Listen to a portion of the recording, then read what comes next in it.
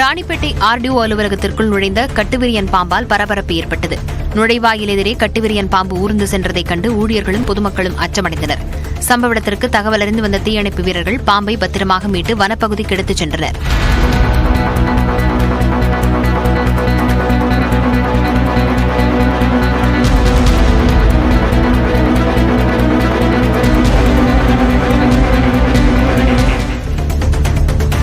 சிதம்பரம் பேருந்து நிலையத்தில் கடை நடத்தி வரும் பெண் மீது மேற்கூரை இடிந்து விழுந்ததில் அவர் காயமடைந்தார். அதனையடுத்து அவர் சிகிச்சைக்காக மருத்துவமனையில் அனுமதிக்கப்பட்டார். இந்த பேருந்து நிலையத்தில் அவ்வப்போது மேற்கூரை இடிந்து விழுந்து விபத்து ஏற்பட்டு வருவதாக சொல்லப்படுகிறது.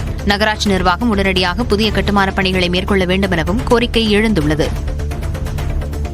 அதிமுகவுடன் கூட்டணி அமைப்பதாக வெளியாகும் செய்தி முற்றிலும் தவறானது என்று தமிழக வெற்றிக் கழகம் விளக்கமளித்துள்ளது.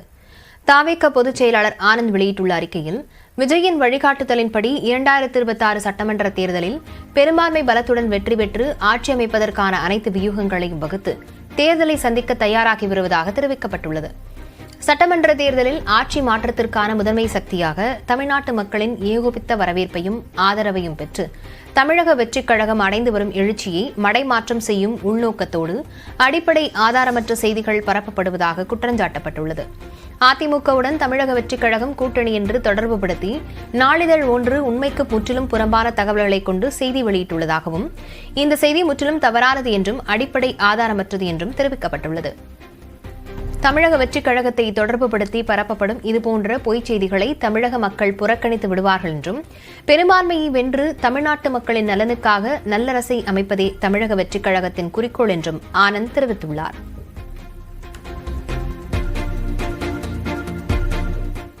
மாநிலங்களுக்கான நிதிப் பகிர்வை 41 விழுக்காட்டிலிருந்து 50 விழுக்காடாக அதிகரிக்க வேண்டும் என்று 16வது நிதிக்குழுவிடம் முதலமைச்சர் மு.க.ஸ்டாலின் வலியுறுத்தியுள்ளார்.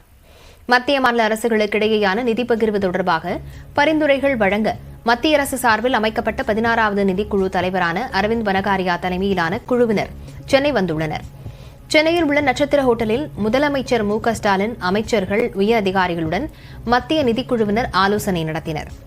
அப்போது பேசிய முதலமைச்சர், கூட்டாட்சி தத்துவத்தை பின்பற்றி மாநிலங்கள் தங்களது தேவையை நிறைவேற்றிக் கொள்வதாக கூறினார். சுகாதாரம், கல்வி, சமூக நலம் மற்றும் வேளாண்மை போன்ற துறைகளில் பல முக்கியமான திட்டங்களை வடிவமைத்து நடைமுறைப்படுத்துவதற்கான பொறுப்புகளை மாநில அரசுகள்தான் நிறைவேற்றி வருவதாகவும் தெரிவித்தார். ஆனால் இதற்கு தேவையான வருவாயை பெருக்குவதற்கான அதிகாரங்கள் மாநில அரசிடம் குறைவாகவே இருப்பதாகவும் தெரிவித்தார். கடந்த 4 ஆண்டுகளில் மத்திய அரசின் மொத்த வரி வருவாயில் 33.16 விழுக்காடு மட்டுமே மாநிலங்களுக்கு பகிர்ந்து அளிக்கப்பட்டிருப்பதாக கூறிய முதலமைச்சர், மத்திய அரசும் மாநில அரசுகளும் இணைந்து செயல்படுத்திடும் திட்டங்களுக்கான மாநில அரசின் பங்குத்தொகை தொடர்ந்து உயர்ந்து வருவது தமிழ்நாடு போன்ற மாநிலங்களை பாதிப்பதாகவும் கவலை தெரிவித்தார்.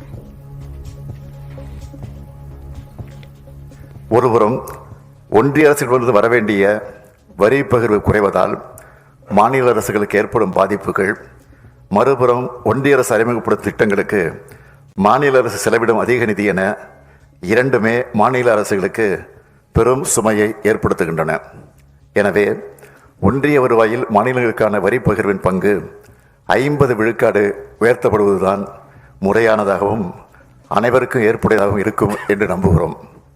இவ்வாறு 50 விழுக்காடு பங்கீடு வழங்கப்பட்டால் மட்டுமே மாநிலங்கள் தங்களுடைய தேவைகளுக்கேற்ப வளர்ச்சி திட்டங்களை செயல்படுத்தி நிதி மேலாண்மையில் உரிய சுயாட்சியுடன் செயல்பட இயலும். தமிழ்நாட்டின் முன்னேற்றத்தை தொய்வடையச் செய்து தண்டிப்பதைப் போல தற்போதைய வரி பகிர்வு முறை அமைந்திருப்பதாக குற்றஞ்சாட்டிய முதலமைச்சர், 16வது நிதிக்குழுவின் பரிந்துரைகள் அனைத்து மாநிலங்களின் தேவைகளையும் நிறைவு செய்து இந்தியாவை உலகின் பொருளாதார வல்லரசு நாடாக மாற்றும் வகையில் அமைந்திடும் என நம்புவதாகவும் தெரிவித்தார். தமிழ்நாடு அரசின் சார்பாக நிதிக்குழுவின் பரிசீலனைக்கு வழங்கப்படுவதற்கு விரிவான அறிக்கையினை கவனத்துடன் பரிசீலித்து கடந்த காலங்களில் பல்வேறு நிதிக்குழுக்களின் பரிந்துரைகளினால் தமிழ்நாட்டுக்கு இழைக்கப்பட்ட அநீதிகளுக்கு உரிய தீர்வை 16வது நிதிக்குழு வழங்கும் என்று உறுதியாக நம்புகிறோம். தொடர்ந்து எக்ஸ்பிரஸ் செய்திகளை பார்க்கலாம்.